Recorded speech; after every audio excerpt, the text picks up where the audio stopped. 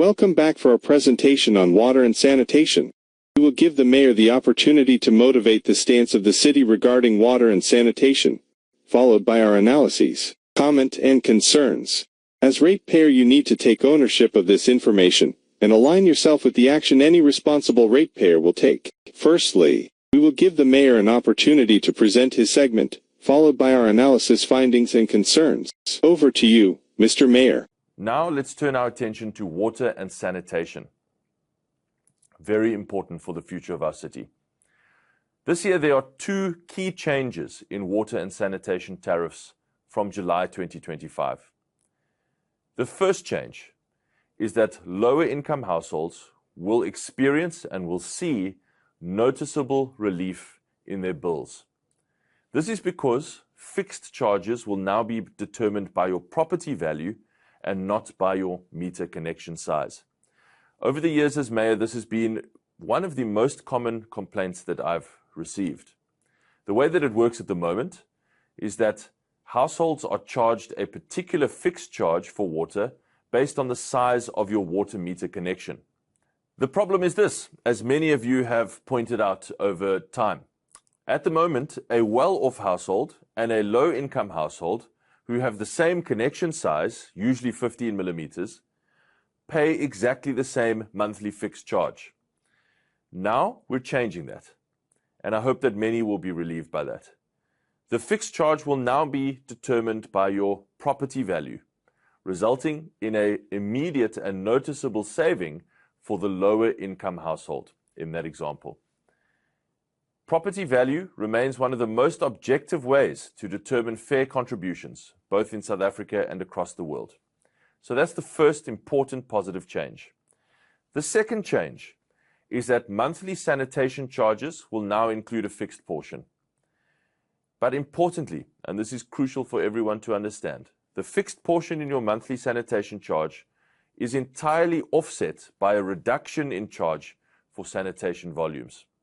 So the way that you will notice this on your bill is that you will see that you will pay less on the varying portion for sewage charges monthly, and you will now see the new fixed portion.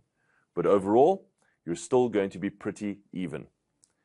Every rand of your water and sanitation contribution helps to fund the huge investments that we're making in the city in water security and more dignified water and sanitation for all long into the future. That's how we're going to guarantee that Cape Town remains successful. Thank you, Mr. Mayor.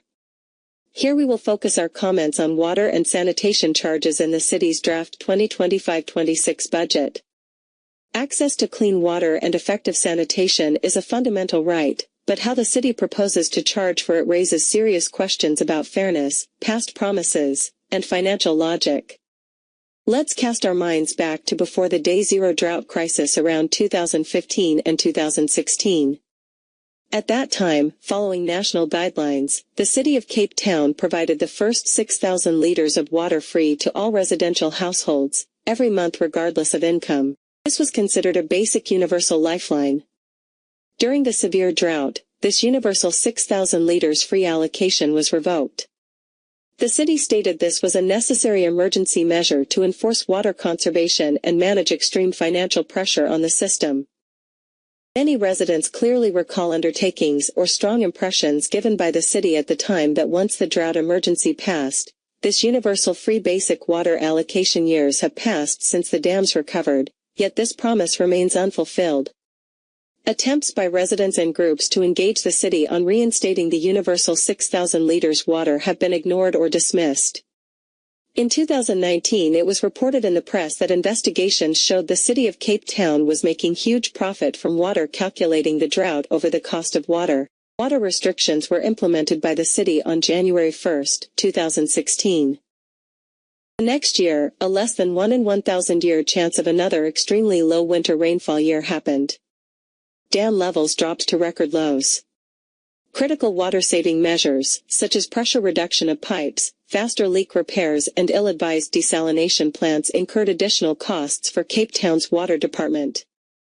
The income from water sales was already down due to reduced water use, and this created a revenue shortfall, risking the ability of water department to sustain water supply and emergency projects.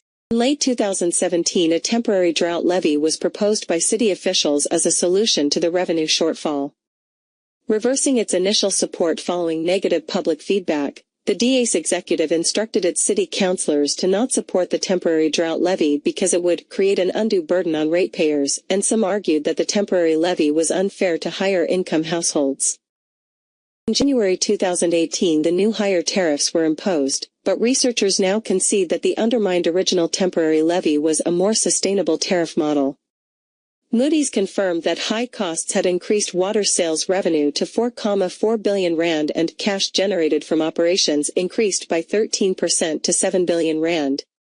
The city is making a huge profit from water since the drought at the expense of the ratepayer. Now only some are paying more than others for the same water. Instead of reinstating the universal 6,000 liters, the city shifted to a targeted approach. Currently, only registered indigent households receive a free water allocation, often a generous 15,000 liters per month, along with free sanitation. While supporting the poorest is essential, this creates a stark contrast. How fair is it that qualifying indigent households receive 15,000 liters free, while the vast majority of ratepayers, including the struggling missing middle and pensioners who don't qualify for relief, receive zero free water and pay from the first drop, especially when the previous universal support was never returned? Adding to the frustration is the calculation for sewerage. Charges are often based on a percentage of your metered water consumption. While the city argues water inflow is the best available proxy for wastewater outflow requiring treatment, for many residents this feels like being billed twice for the same liter of water, once when it comes in, and again, as sewerage, when it theoretically goes out. Now, the draft 2025 and 2026 budget proposes changes that arguably worsen this situation for non-indigent ratepayers. Instead of reinstating any universal free water, the city is introducing substantial new fixed monthly charges for both water and sanitation, based purely on inflated property valuations.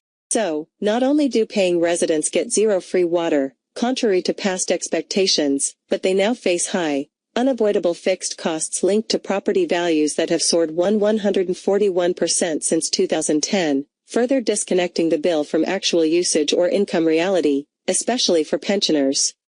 From a financial perspective, does this strategy make long-term sense?